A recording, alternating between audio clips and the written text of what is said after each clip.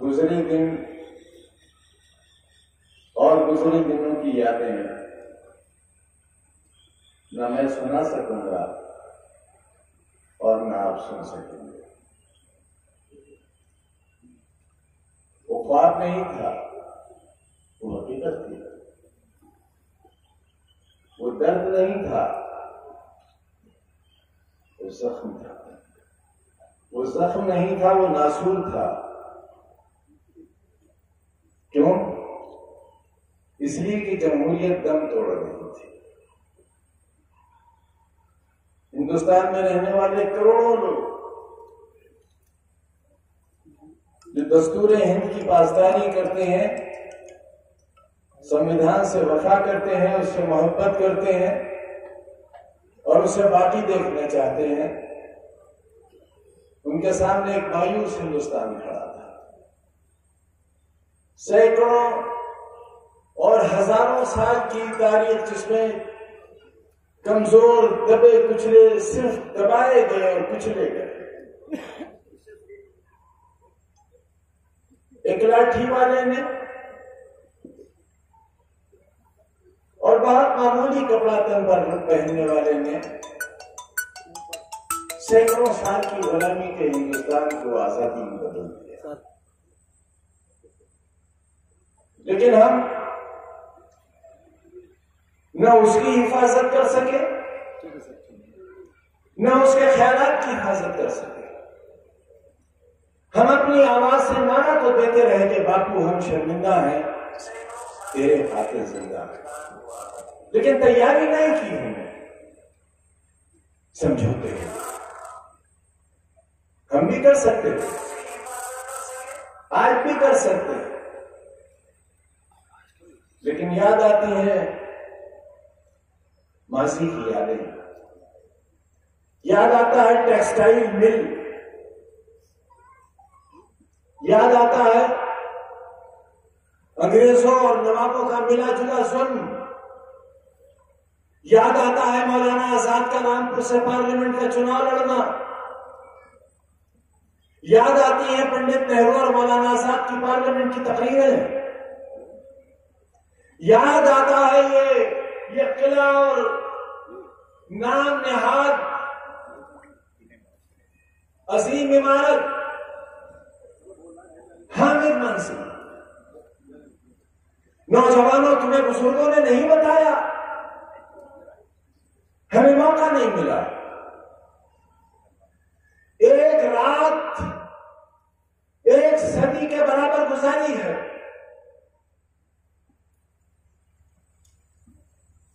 एक लम्हा एक जिंदगी के बराबर गुजारा है।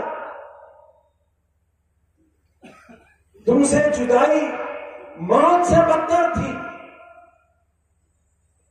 मौत बेहतर थी उस जिंदगी से।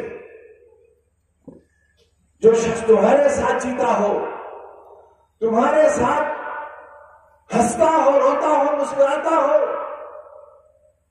तुम्हारी गलियां ढूंढता हो, तुम्हारे गांव घूमता हो, तुम्हारे चेहरे की उदासी तलाश करता हो, तुम्हारे आंसू पीता हो, तुम्हारे दिल की धड़कनों को गिनता हो और चाहता हो कि वो सीना चीर कर अपना दिल तुम्हारे जिस्म के अंदर तस्लीम कर दे। वो वहां बहुत अकेला था, बहुत उदास, बहुत मायूस था और उसे सब खबर थी तुम्हारी बर्बादी की। मैंने याद दिलाया था, किसी ने गौर नहीं किया था कि हामिद मंजिल की ऊंचाई खाना खुदा की मीनार से ऊंचा है। उस वक्त का हुक्मरान, उस वक्त का नवाब, जिसके सामने झुककर 7 सलाम किए जाते थे, उसकी इमारत, उसकी मंजिल अल्लाह के घर की मंजिल से ऊंची थी। उसके इस तकब्बुर को तोड़ना था, उसके जुल्म से इंतकाम लेना था। उसने हमारे अशराफ के साथ जो किया था, वो जो सिलसिला आज भी जारी है, वो साजिशें आज भी जारी है, तुम्हारी तबाही और बर्बादी के मंसूबे आज भी तैयार होते हैं। उसे कमजोर मत समझना, हरगिज़ कमजोर मत समझना। अपनी तैयारी न रखोगे तो बहुत घाटे का सौदा। मैंने कभी तुम्हारा जिस्म नंगा नहीं होने दिया। 42 साल तकरीबन तुम्हारा भरम बनाकर रखा। तुम्हें खरोच नहीं आने दी। तुम्हारे ऊपर पुलिस की लाठी नहीं उठने दी, बंदूक नहीं उठने दी। आखिर वो कौन नादान थे? वो कौन थे जिन्होंने रामपुर की आबरू को पारा कर दिया? ये शहादत हो गई।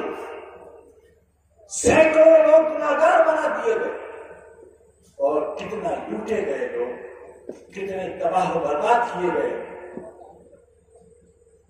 आने वाली तारीख क्या लिखेगी उनके बारे में?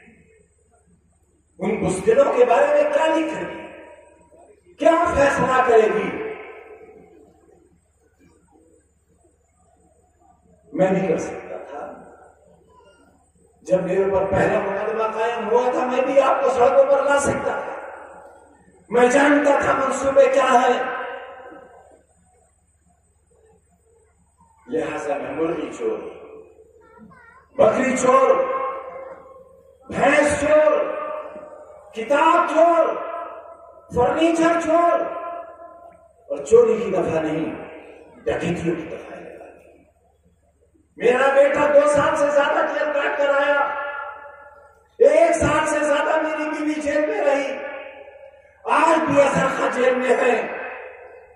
गुड्डू मसूद चंद रोज पहले जेल से छूटे हैं और भी शर्त के साथ। किसके लिए? किसी जायदाद के लिए, किसी जाति अना के लिए, किसी फायदे के लिए? हाँ, एक गुनाह है, वो अजीम गुनाह है, उसकी सजा मिली है। तुम्हारे हाथों और तुम्हारे बच्चों के हाथों में कलम दे देने की गुनाह किया है। यही तो साजिश थी दुनिया की। और आज भी यही है कि तुम अच्छे मिस्त्री बनो, तुम टायर का पंचर जोड़ो, तुम आलिशान इमारतें बनाओ, खेत में मजदूरी करो, रिक्शा चलाओ, लेकिन तुम्हारा बेटा डॉक्टर इंजीनियर न बन सके, क्लर्क न बन सके और यहां तक कि चपरासी भी न बन सके। इस साजिश का मुकाबला करने के लिए रामपुर के लोगों, आज सबने हमारे साथ एक अहद लिया था और मैंने इसी मैदान से वादा किया था और लोग हंसते थे मेरी बातों पर कि आज नहीं तो कल वो दिन जरूर आएगा जब मैं रामपुर को हिंदुस्तान के और दुनिया के नक्शे पर लेगा। आप गवाह हो तालीम के ताल्लुक से भी, और जो जुल्म हुआ है उस जुल्म के ताल्लुक से भी रामपुर दुनिया के नक्शे पर है कि यहां के लोग मजलूम हैं। बहुत कितनी बड़ी तहरीक चलाई बाबरी मस्जिद, मीरर था मैं, लेकिन एक बयान उस जमाने का किसी हिंदू देवी देवता के खिलाफ अगर दिखा दो, अगर हमारी जबान से तौहीन का एक लफ्ज कोई सबूत के तौर पर पेश कर दो तो पूरे परिवार के साथ रामपुर छोड़ देंगे और कभी शक्ल नहीं दिखाएंगे रामपुर वाले। और ऐसा क्यों किया? क्योंकि मेरा दीन कहता है, मेरा अल्लाह कहता है, मेरा कुरान, मेरे नबी का हुक्म है कि खबरदार किसी दूसरे मजहब के पेशवाओं की तौहीन न करो, क्योंकि अगर करोगे वो तुम्हारे पेशवाओं की तौहीन करेंगे। याद करो कौन हो तुम। नबी करीम का सल्लल्लाहु अलैहि वसल्लम पर पथराव हुआ, ताइफ की गलियों में खेल लिया आपको और आपके नाज़रीन शरीफ खून से भर गए। आवाज आई हवाओं से कि ऐ मोहम्मद, कहो तो हम इतनी तेज चलेंगे बस्ती फर्क हो जाए। आवाज आई कि ये जमीन फट जाए और ये बस्ती इसमें दफन हो जाए। पहाड़ों से आवाज आई, अरे मोहम्मद, हम आपस में मिल जाएं और ये बस्ती नेस्तो नाबूद हो जाए। उसने क्या किया? मेरे प्यारे नबी ने बददुआ दी, इंतकाम लिया, बदला लिया? नहीं, घुटनों पर बैठ गए और अल्लाह के साथ एक रिश्ता जोड़ा उसको और कहा, अल्लाह इन्हें माफ कर दे, ये नादान है, ये नहीं जानते, ये मासूम है, इन्हें अकल दे। आपने ऐसे को भी माफ किया था। और फिर तारीख लिखती है कि जिस रफ्तार से हुजूर के वफात के बाद, आपके पर्दा कर जाने के बाद मक्का और मदीना की गलियों में लोग रोते हुए घूम रहे थे और कहते थे आज खत्म हो गया इस्लाम, दीन खत्म हो गया क्योंकि मोहम्मद चले गए। लेकिन ऐसा नहीं हुआ।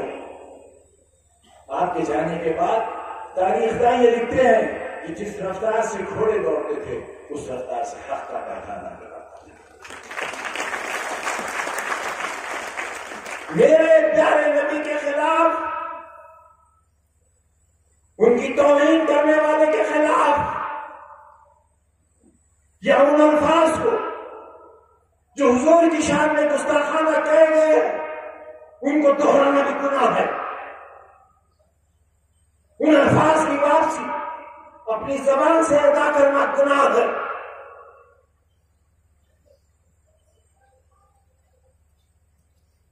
क्या हमारा ईमान हट गया? हमारा अकीदा अपने अल्लाह से हट गया? वो हिफाजत करेगा, अपनी किताब की हिफाजत वो करेगा, अपने नबी की आबरू की हिफाजत वो करेगा जो सातवें आसमान पर रहता है।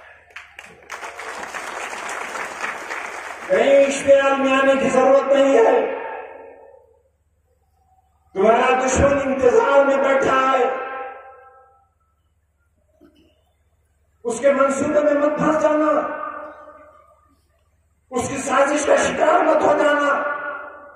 मैं तमाम हिंदुस्तान के लोगों से अपील करता हूं, अमन की, अमन बहाली की, मोहब्बत की। याद रखो, मैं फिर दोहराता हूं, कभी आग से आग नहीं बुझाई जा सकती, सैलाब को पानी से नहीं रोका जा सकता, नफरत को नफरत से नहीं मिटाया जा सकता। आग के बुझाने के लिए पानी की जरूरत है और नफरत को मिटाने के लिए मोहब्बत की जरूरत है। मोहब्बत का पैगाम दो।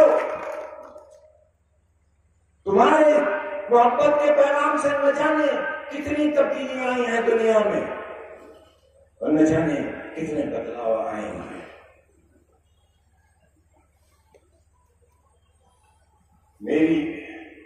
मेरी मौजूदगी इस बात की दलील है कि मैं जिंदा हूं, और मैं जिंदा हूं तो मैं जिंदा हूं।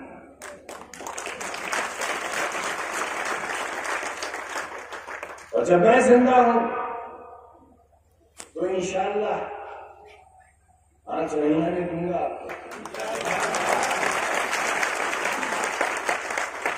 थोड़ा सा कमजोर हो गया इसलिए कि तुम भी तो कमजोर नजर आ रहे। कहां है तुम्हारा जोश?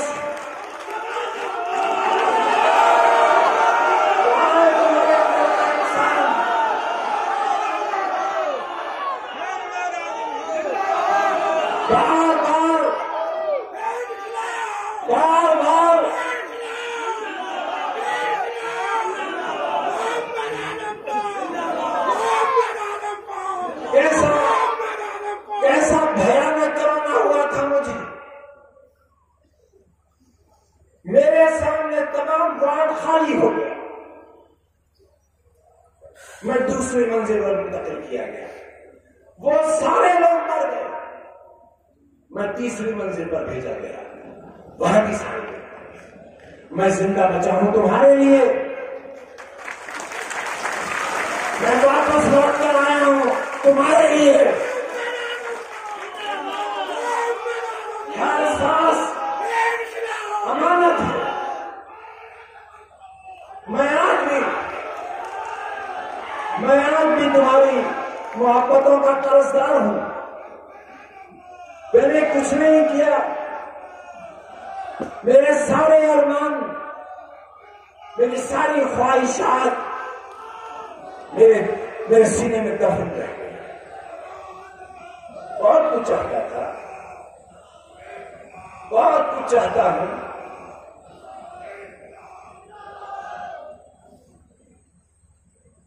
लेकिन मेरी ये सेहत की कमजोरी बहुत दिन नहीं रहेगी। मुझे मारने का पूरा मंसूबा था। हाँ, मुझे कत्ल नहीं करना चाहते थे क्योंकि कत्ल का इल्जाम नहीं लेना चाहते थे, लेकिन कोई कसम नहीं रही थी मुझे मारने की। मुझे, मेरे बच्चे को, मेरी बीवी को सीतापुर जेल, पूरे हिंदुस्तान में सुसाइडल जेल के नाम से जानी जाती है। वहां लोग खुदकुशी बहुत करते हैं,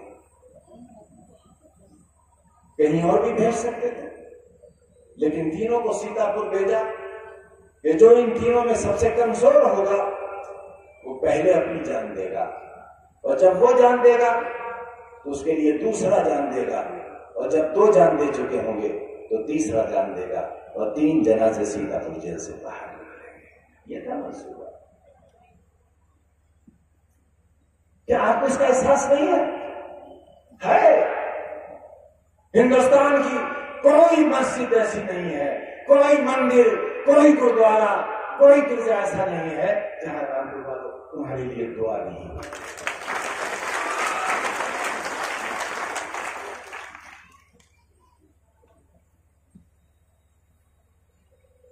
हुजूर की शान में गुस्ताखी करने वाला बदनसीब है, बहुत बदनसीब है। और उसके जुमलों को दोहराओ मत।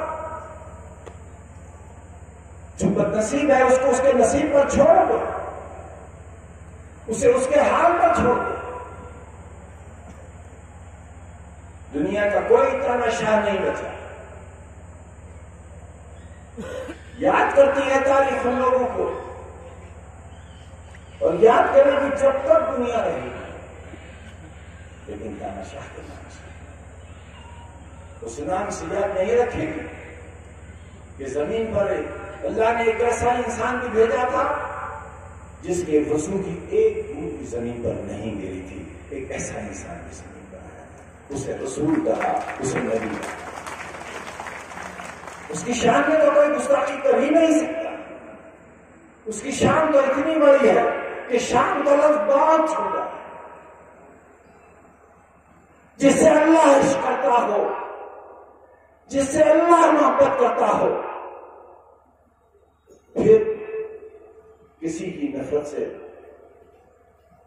किसी पर कोई असर नहीं पड़ता।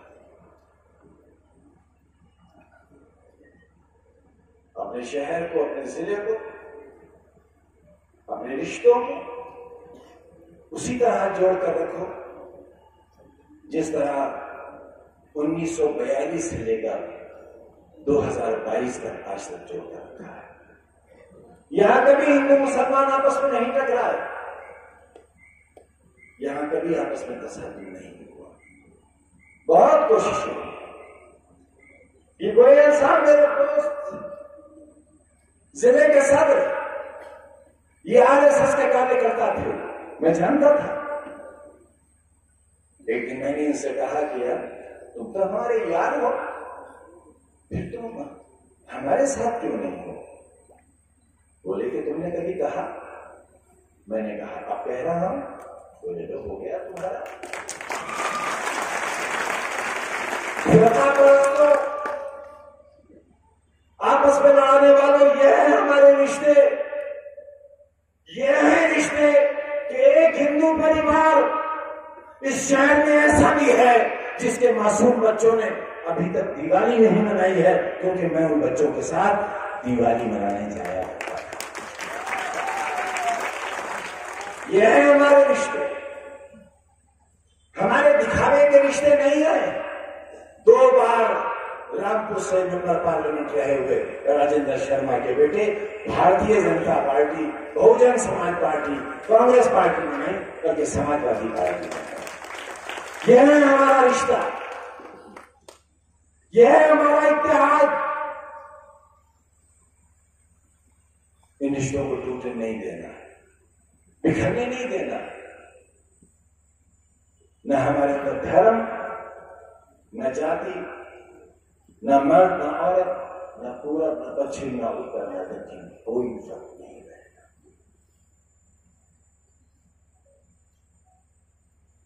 आसिम राजा मेरे दिल का टुकड़ा है।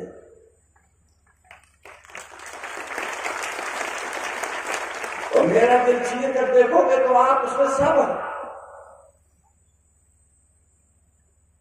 उठाएगा। कोई तकलीफ इतनी जितनी हमने उठाई है, कहीं तो टूट जाएगा, कहीं तो बिखर जाएगा, कहीं तो समझौता करेगा। बहुत रोए हैं, बहुत रोए, आंखें खराब कर ली हैं, लेकिन बस उस मालिक के आगे। और यही दुआ करते थे कि अल्लाह तेरे मुजरिम है, सजा तू दे, लेकिन उनसे सजा न दिलवा जिनके मुजरिम नहीं। आसिम राजा शमसी, पठान नहीं, सैयद नहीं, शेख नहीं, अंसारी नहीं। मेरे दिल के लिए इससे बड़ी और क्या तकलीफ हो सकती है कि 1977 से जो शमसी मुझे दीवानगी के साथ वोट देते चले आ रहे हैं, और 1977 में जब पहला चुनाव में हारा हूं तो उनकी दुकानों पर हमले हुए, लूट लिया उनके बाजारों को, तोड़ दी गई दुकानें कांग्रेस की थी। मैं 1200 वोट से हार गया था, क्योंकि मुझे मालूम नहीं था देहात भी है हमारे साथ। नवाब और नवाबों का कैंडिडेट जीत गया था, कांग्रेस जीत गई थी, बाजार लूट लिया गया, दुकानें लूट ली गई। और जानते हो क्या कहा गया? नाउज़ुबिल्लाह, ये कहा गया कि कहां है आज तुम्हारा नबी आजम, कहां है आज? उन लोगों के लिए जिन्होंने 42 साल मेरी बैसाखी बनकर मेरा साथ दिया है, उनके लिए सवाल उठाते, फेसबुक पर गैर जिम्मेदाराना बातें करते हो। बताओ, मेरी बात मानोगे या नहीं मानोगे? अगर मेरी एक तकलीफ के रात का बदला देना चाहते हो, सिर्फ एक रात का, 27 महीनों की एक रात के दुखों का अगर बदला देना चाहते हो, तो 23 तारीख को कोई अपने घर में बैठना मत। सूरज कितना ही तपिश क्यों न उगल रहा हो, मेरी कोई माँ, कोई बहन, कोई बेटी अपने घरों में मत रहना। आसिम राजा की फतह, हक की फतह।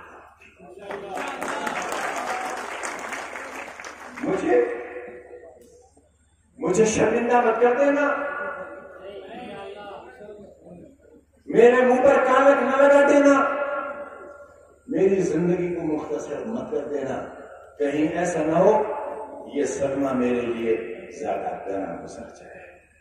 इसलिए मैं आसिम राजा के लिए वोट मांगने के लिए हाथ फैलाने आया। बहुत बहुत मोहम्मद आजम खान।